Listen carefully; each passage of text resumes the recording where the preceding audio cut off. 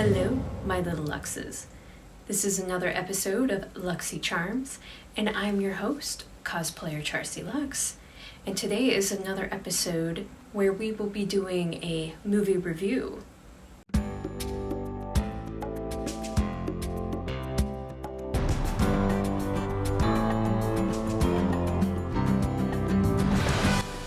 Once again, hello, and if you are brand new to the channel, welcome, and like I said, my name is Charsie Luxxx, but today I am cosplaying as my original character.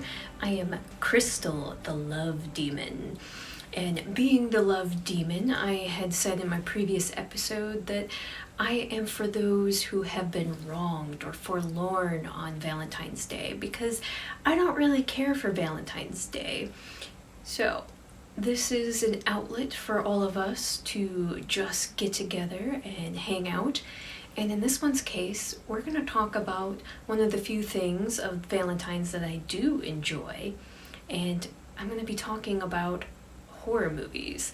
But in this one's case, I am going to be doing a movie review on the 2001 film Valentine. Now I need to give another special shout out to Michael again, due to the fact that, well, for several reasons, like I said before, that he is a huge part of how I got my idea for this month, and that for the theme of Love Hurts, he had also talked about My Bloody Valentine and Valentine with me, which is ironic because the tagline for Valentine is indeed Love Hurts. So very fitting. Probably where the whole idea came up with in the first place. But I need to give credit to Michael due to the fact that he did bring up both the movies, even though I already was kind of wanting to do a movie review on My Bloody Valentine, and then with him suggesting it, it's like, you know what? It's like it is supposed to be, because if somebody else is thinking the same thing I am, then it definitely was meant to be. And I'm excited to talk about this one because not a lot of people talk about this one.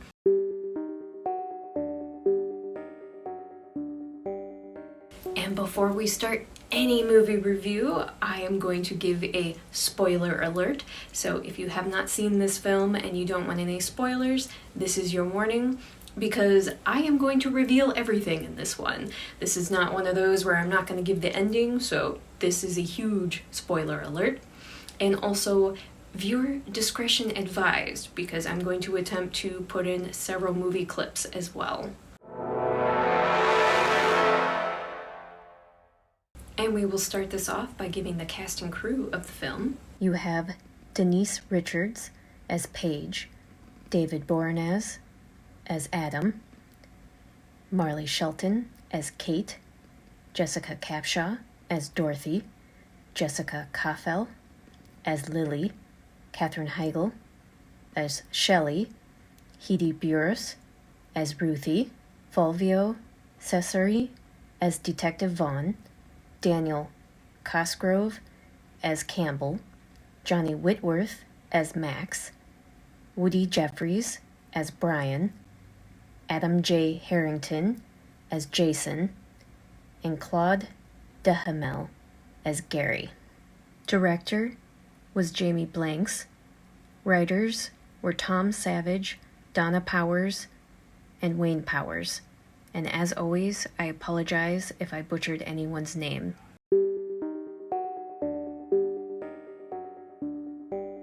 This bloody tale begins with a junior high dance going on, and this poor young boy named Jeremy Melton decides that he wants to ask several very pretty popular girls to dance with him, and he is shot down by every single girl. So after going through the first 4 girls, he goes to a 5th girl by the name of Dorothy, and she's a little bit heavier set, not technically one of the popular girls, and Jeremy asks her to dance with him as well. Well, she, unlike the other 4 girls, accepts and decides that she will dance with Jeremy.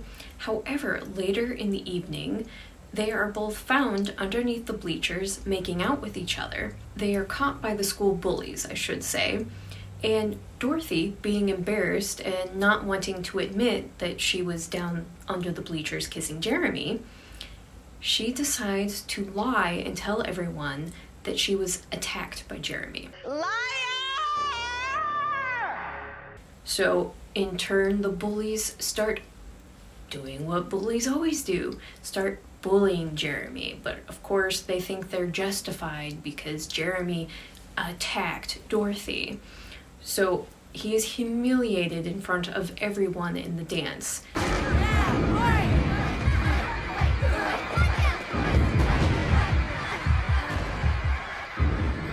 These are bullies! It is now 13 years later after that dance where Jeremy was humiliated in front of all the popular girls that he had previously asked to dance with him, and all the bullies and the whole entire class.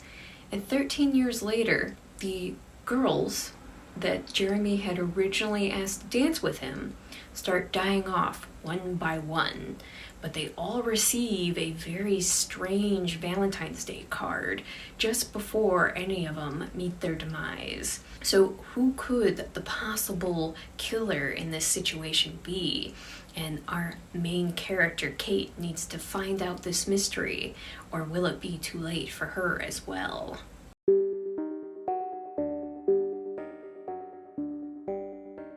Now, obviously, we are getting into my favorite part of the movie reviews, which is my more in-depth type of plot synopsis type idea where I dive very deeply into talking about these films.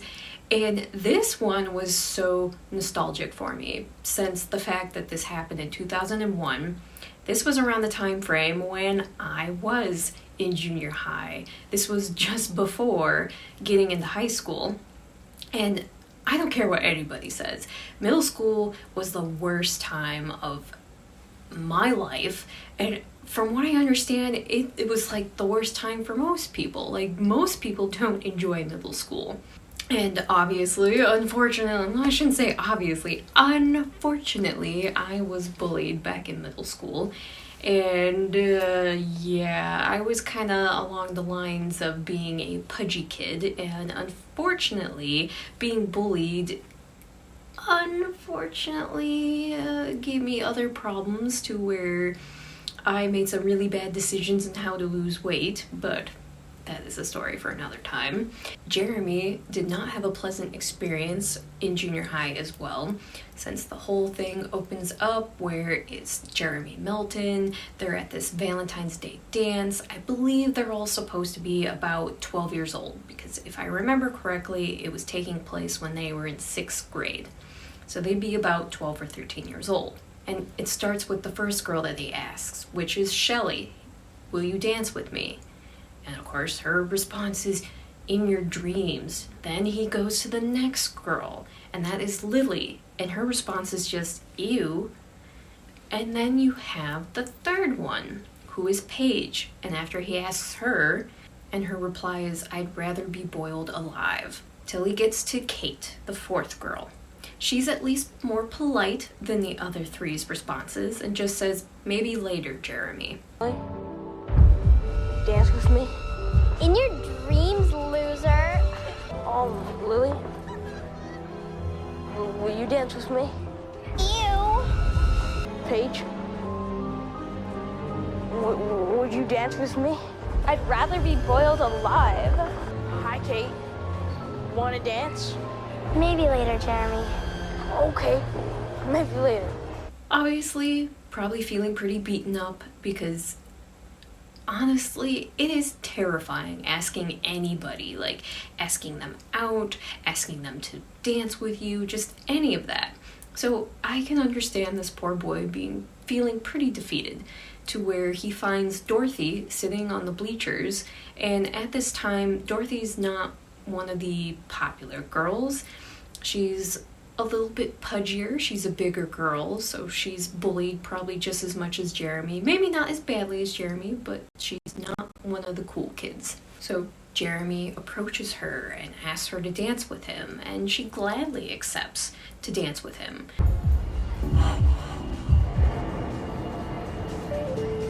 Hi, Dorothy.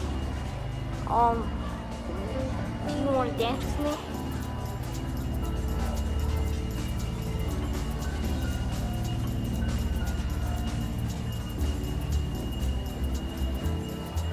but later it turns into them just being underneath the bleachers and making out with each other. But because they are caught by the school bullies, and like I said before, Dorothy didn't want to admit that she was down there with Jeremy on her own consent and her own choice, decides to lie. And because of her actions, Jeremy got beat up and bullied by the bullies and then humiliated in front of everybody at the dance. Check it out. Thick and thin, getting it on. That's nasty. You like it, Buffalo? Getting hot? Stop it! Get away from me! Is pervert at it again? Pervert attack you? Yeah, Jeremy attacked me. He attacked me. Pervert jump Buffalo! I didn't know. Pervert.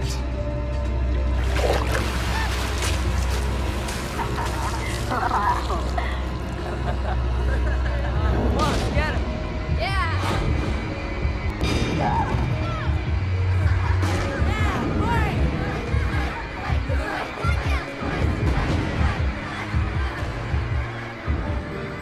Jeremy ended up disappearing after that. So 13 years later, you have Shelley is on a blind date with this guy named Jason. Now, Jason is very strange, talks in third person, and it's not a successful date at all. And this guy thinks he's smooth, he thinks he's awesome, and obviously Shelley is not interested in him whatsoever. Look, this hard to get shit doesn't play with Jason. You know, Jason, I'm not a doctor yet, but it's my considered opinion you seek psychiatric help. Soon. Says you.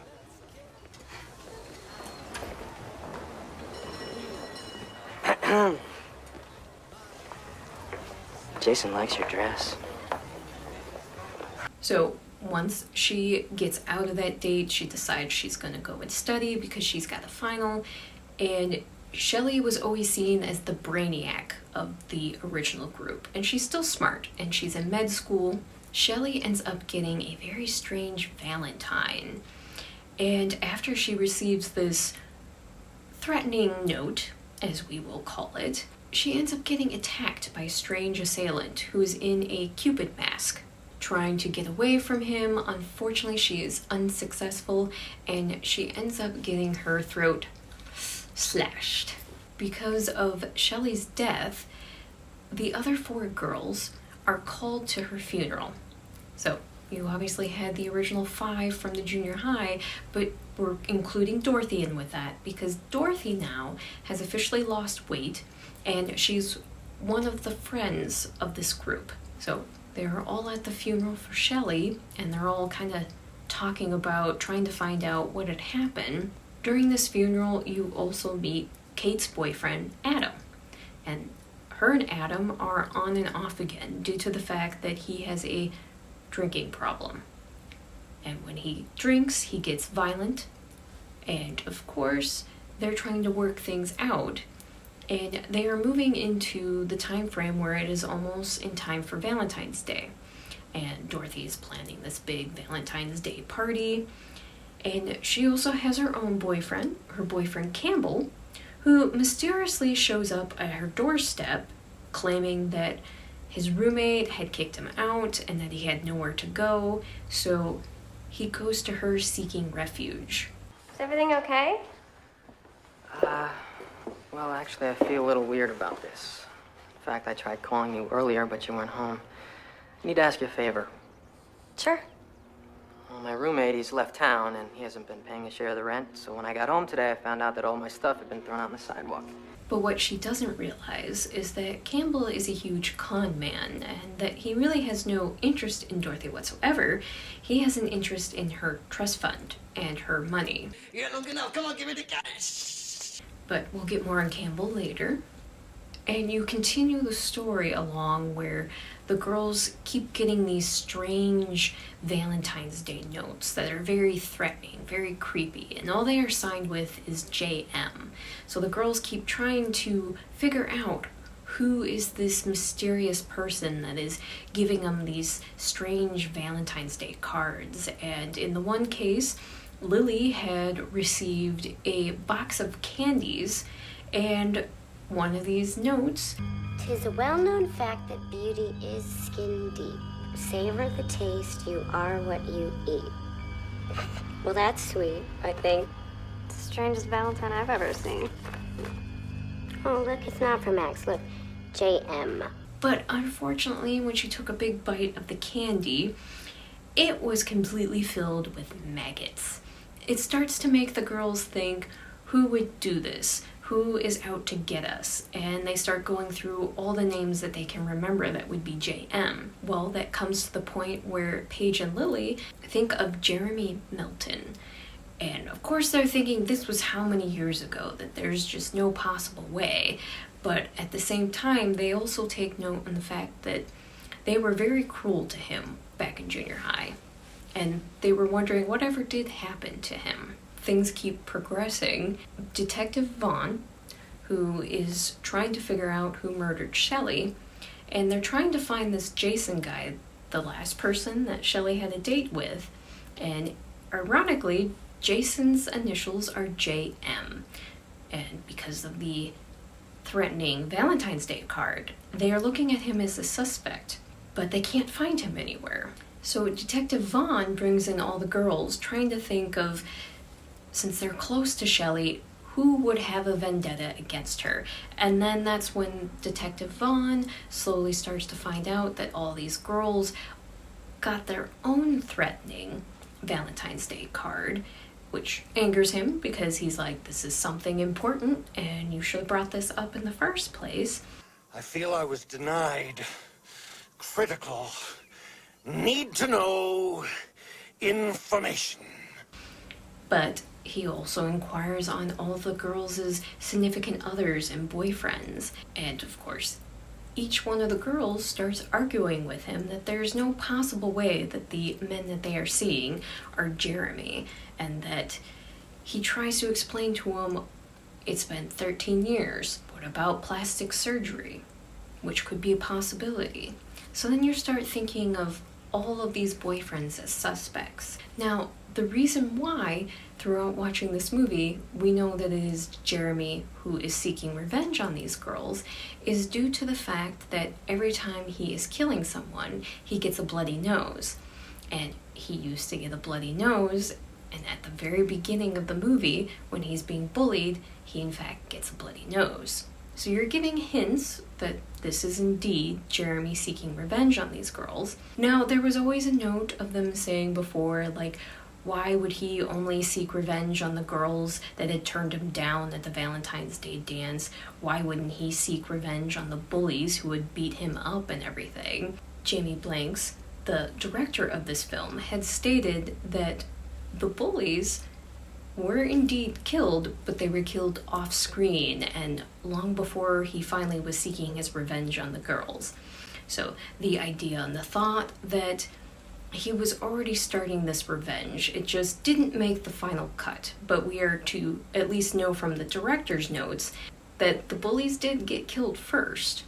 So it wasn't just a vendetta against the girls. Y'all want to see a dead body? Yeah. So as you continue on with the story, and that getting to the point where Dorothy is going to have her Valentine's Day party. Little do the friends know that their best friend Lily has been killed off. They were previously at her boyfriend Max's art gallery, and she was killed off in the maze for this gallery because it was a symbolize of blind date. So having the idea of being in a blind date and going through a maze of asking questions and just feeling awkward and abnormal. And then you have poor Lily, who was closed off from the rest of the group due to the killer coming after her.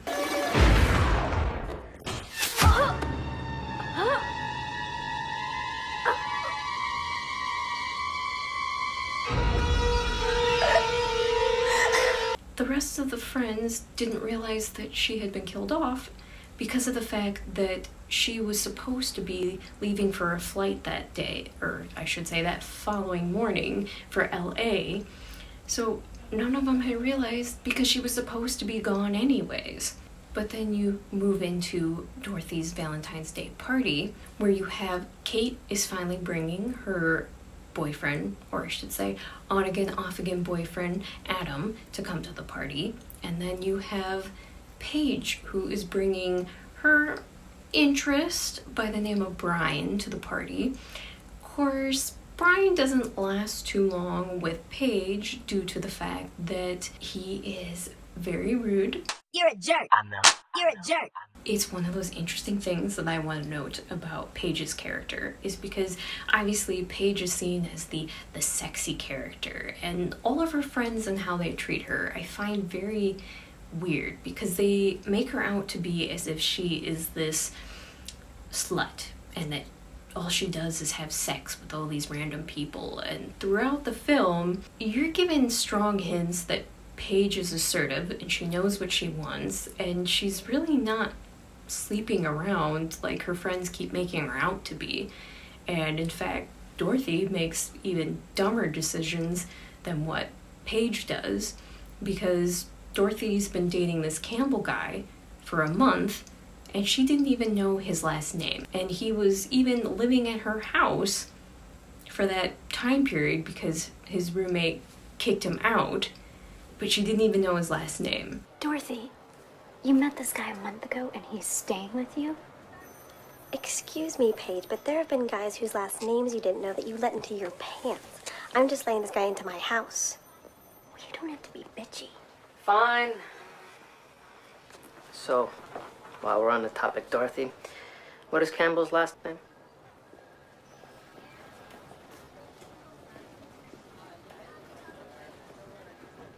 You know, that's it. This is bullshit. And I don't have to answer these questions.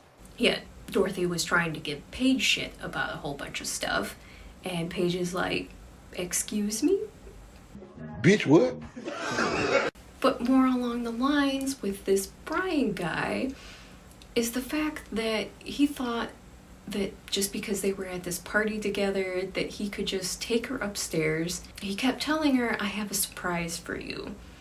And come to find out, his surprise for her was just to take his pants off and show her his dick. And of course, Paige is completely turned off by this. I found it interesting when I was doing research on that several people had kind of put these weird notes about he wasn't up to Paige's standards. And at the same time, it's like, no, she has every right to do what she did. And the fact that they had just met and he thought he was just going to sleep with her, and the way he talked to her was very condescending and rude, and he told her to wax it for him. Well, she does indeed end up waxing it for him. You had a surprise for me? Yes, I do.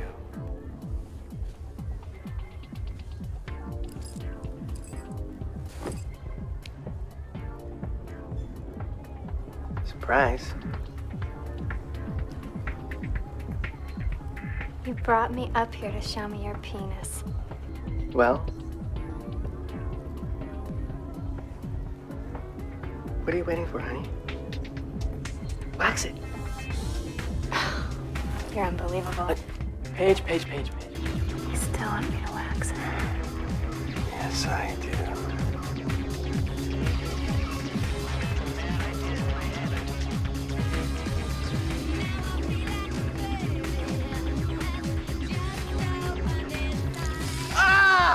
Oh my...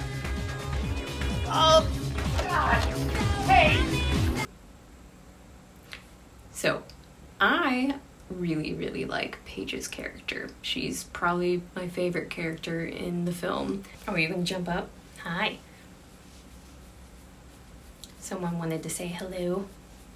We'll see how long this lasts for. Now, Paige is my favorite character in the film, and I like her character. I found it so weird, especially with my adult brain now, looking at Paige's character and seeing how all of her friends treated her and portrayed her as if she just slept around with all these guys. And every time you're seeing, you're seeing that Paige is assertive and she tells men no, because there is even a scene where Detective Vaughn misunderstands and thinks that Paige is totally into him and wants to sleep with him, that he thinks it's appropriate to have her one-on-one in his office and puts his hands on her thigh. And she very quickly tells him to remove his hand from her thigh and that she was going to leave. This. Tension. The tension. Sexual tension. Let's be frank.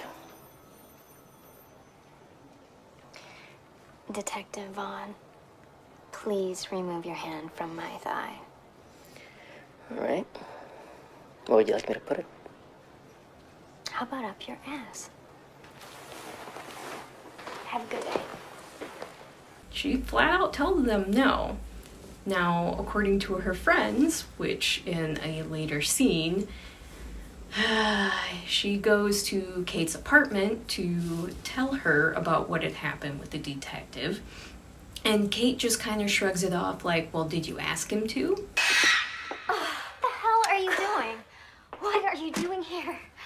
Detective Vaughn is a disgusting, lecherous scumbag. What happened? After you left, he put his hand on my thigh. Did you ask him to? What do you think? I don't know. Why are we like this in society? Because that's literally how people are. Sometimes they'll be like, well, did you ask for it?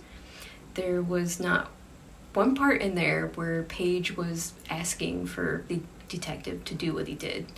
And the same thing with Brian's character. She did not ask for him to take her upstairs. She wanted to hang out at the party and to dance downstairs. Hi, can I help you? Sorry, distractions.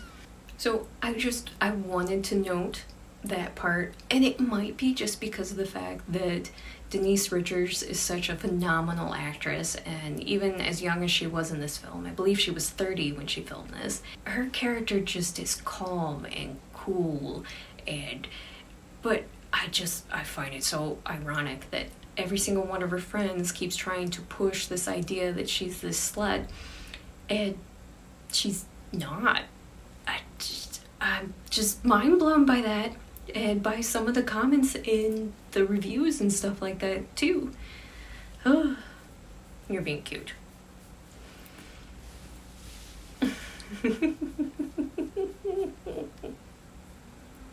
How am I supposed to be doing this with you, huh?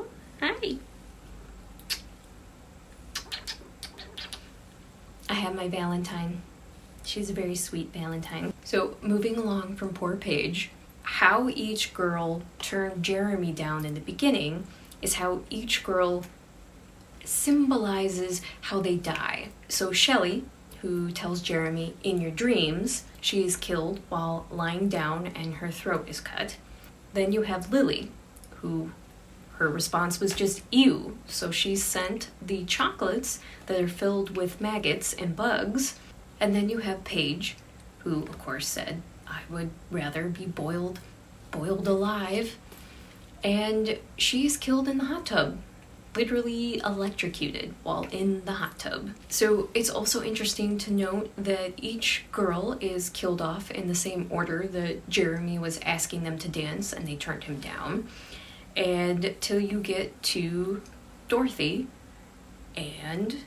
and Kate. And you get to the ending of the movie where you have the big blowout with Dorothy and Kate, who are fighting because Campbell, who is Dorothy's boyfriend, hasn't shown up for the evening. Dorothy automatically assumes that she's been dumped and she's upset, and everybody else has been with their boyfriends there.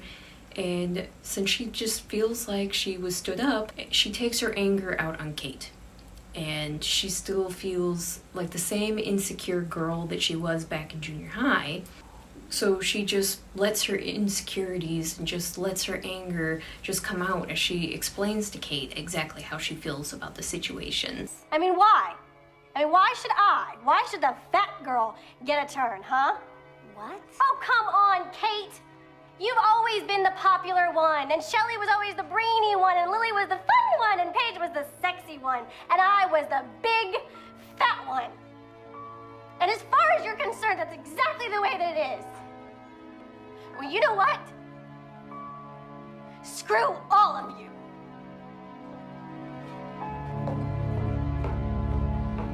Dorothy, come back. Well, Kate, wanting to find all of her friends and figure out what's going on, and next thing you know, she ends up finding the detective, Mr. Detective Vaughn, dead in the fountain at the big mansion. While she is running into the mansion to see if she can find Paige or find Dorothy so that she can get them out of there because they're all in danger, she runs into Adam. And of course, Adam first freaks her out, and she assumes that Adam is indeed Jeremy and that he's the killer. So she runs from Adam. In running away from Adam, she ends up getting attacked by the Cupid masked assailant. And while she was being attacked by this masked killer, you have Adam who comes in and saves the day, and he shoots the masked killer. Hi. How you doing?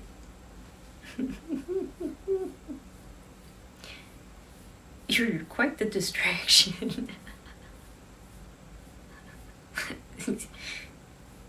Are we doing an ASMR episode now with your purrs? So here has been Adam, and he came in and he saved the day, and he comes to Kate's rescue, and then they go and they unmask the killer and come to find out it is Dorothy. You get to the ending of the movie where Kate and Adam have called the police and they are on their way, and Kate just kind of brings up to Adam, she's like, I don't understand why Dorothy would do that these last few weeks she's been the happiest she's ever been. And that's kind of where Adam explains, he goes, on the outside you can seem like you're happy, but on the inside you're still hiding a lot of pain and anger and resentment. And since Dorothy had that huge blow up with Kate, that of course she still seemed like she was resentful for things that had happened in the past, that she still was remorseful for the fact that she had lied about Jeremy attacking her, that she had finally admitted to all of her friends that Jeremy did not attack her at the junior high dance, that she had lied. I am shocked. Shocked! Well, not that shocked. And that all these bad things that had happened to Jeremy was because of her and her bad decisions. I know I'm next. What are you talking about? Because Jeremy got sent to reform school because of me. Dorothy, he attacked you. Dorothy. He did attack you, right? No, he didn't. Well, you get to the exact end of the film where you're thinking that Dorothy is the killer, and the next thing you know, while Kate is exhausted and has her eyes closed and is sleeping, all of a sudden a couple drops of blood begin to trickle on her face. And then that's when you see that Adam has a bloody nose, and he is actually, in fact, the killer. Remember, he was killing off all the girls in the way that they had turned him down at the dance.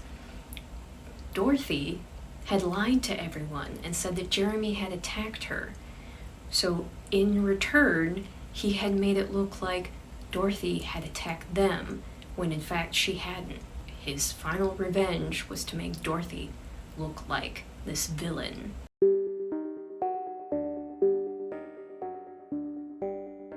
Now, doing research for this one, I found a lot of interesting facts about this. This one had to be toned down. The kills were a lot more intricate, a lot more gory, but because of the unfortunate Columbine had happened, that they wanted the director to dumb the film down, make it less violent, make it less gory. It is rumored that Blanks had obviously wanted to do an extended cut and to release, you know, the uncensored, the uncut version. But it just kind of developed into being rumors by fans that this was going to happen because unfortunately Warner Brothers does not have an interest in doing it. Not that Warner Brothers will ever watch this, but you know, please, could you? Please. It would be really interesting to see this as the original uncut version, especially nowadays where things are as gory and as brutal as they can get. I'm pretty sure that the uncut version of this film still wouldn't be that bad in our desensitized world. Also, the fact that David Boreanaz, when he was on set, that he was only there for 10 total days. So he filmed all of his scenes in under 2 weeks. And it was a conflict schedule thing, I want to say, due to the fact that he was filming other, and I think it was because he was filming Angel. Don't quote me on that. It had to have been because he was filming Angel, because in 2001.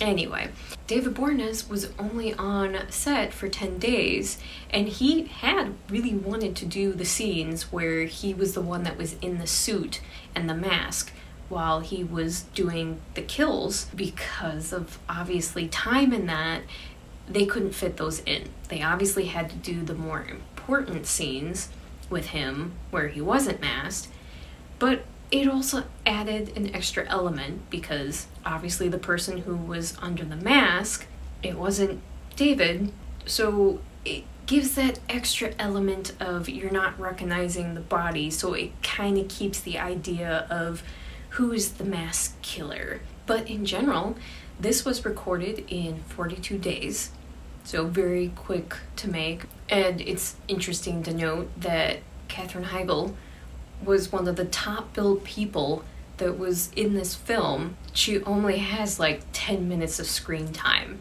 and might have had more time that she was going to be on screen, but she was filming, why can't I think? Roswell. She was having scheduling conflicts with Roswell, so she literally just came on set, did her scene, and left. And also interesting to note that she disowns this film and claims that she didn't read the entire script. She only read her part, and that now after this film and when it was released that she has no interest in this film. Don't understand people that do those kind of taboos, especially when it comes to slasher films. But whatever. If she wants to disown it, I guess that's her choice. Doesn't stop it from being there. I wish they would just own it for the fact that, yeah, it's not maybe their favorite film that they recorded, but at least say that it was a great learning experience and that I had fun while I was recording it, and then move on. But when they say that they disown a film that they've done, it puts a bad taste in my mouth because it makes them look more bad than anything. I don't know.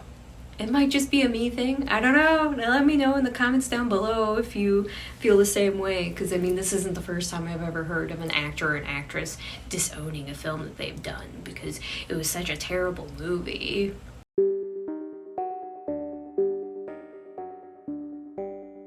I like this film. This is a fun slasher.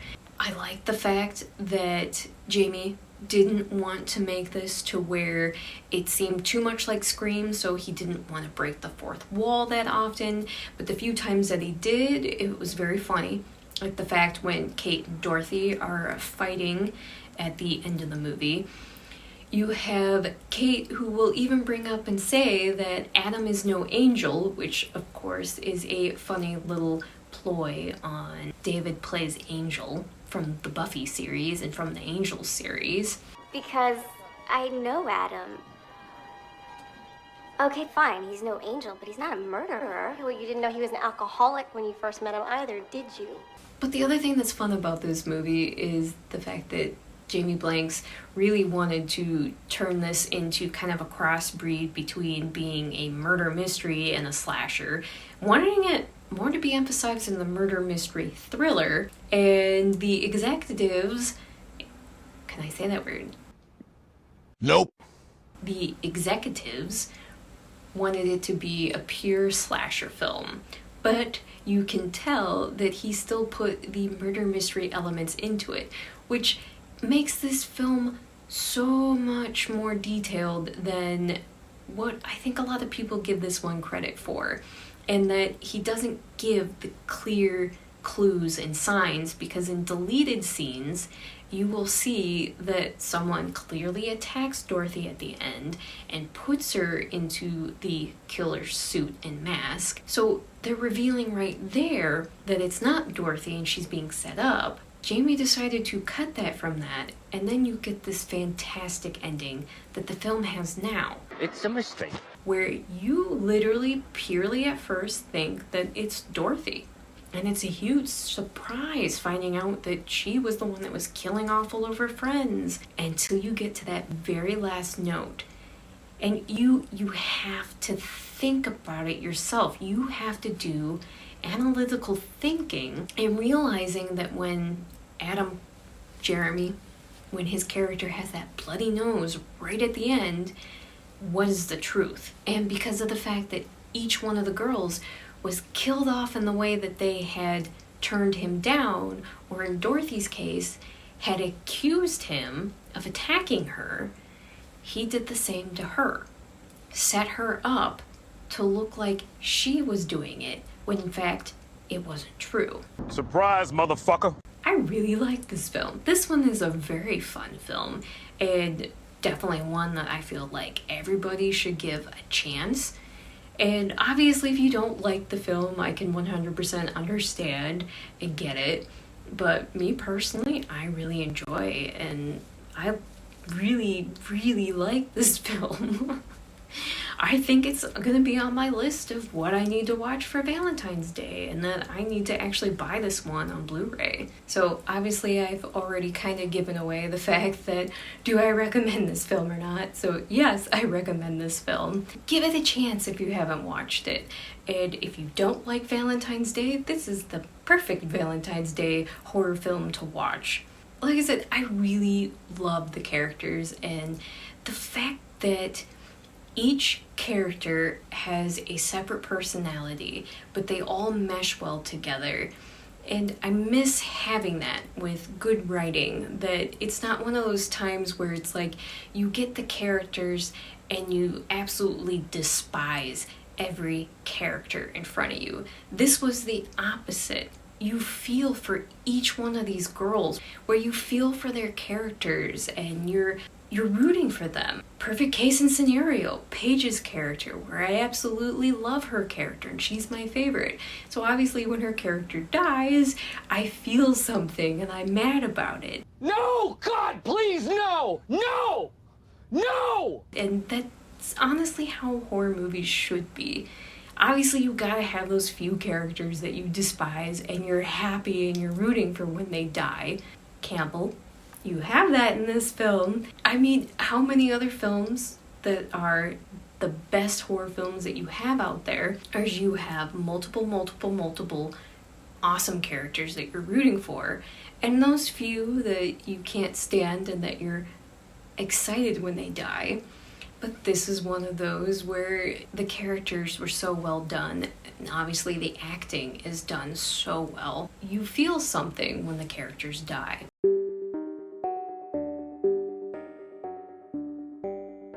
But as always, I want to thank you so much for joining me here on my channel and just being a part of my weird, quirky side and just allowing me to talk about these things that I absolutely love and appreciate.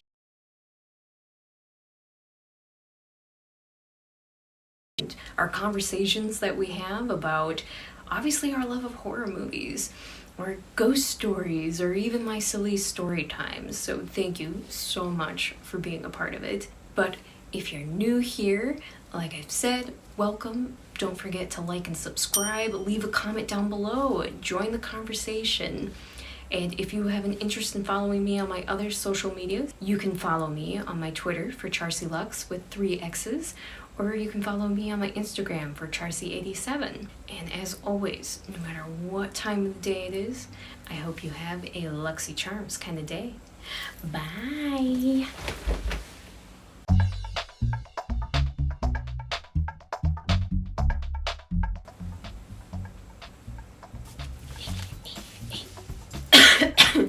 Now we're thinking it past time because that what?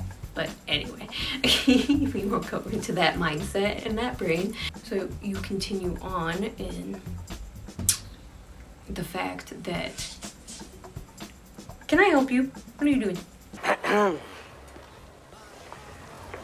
Jason likes your dress.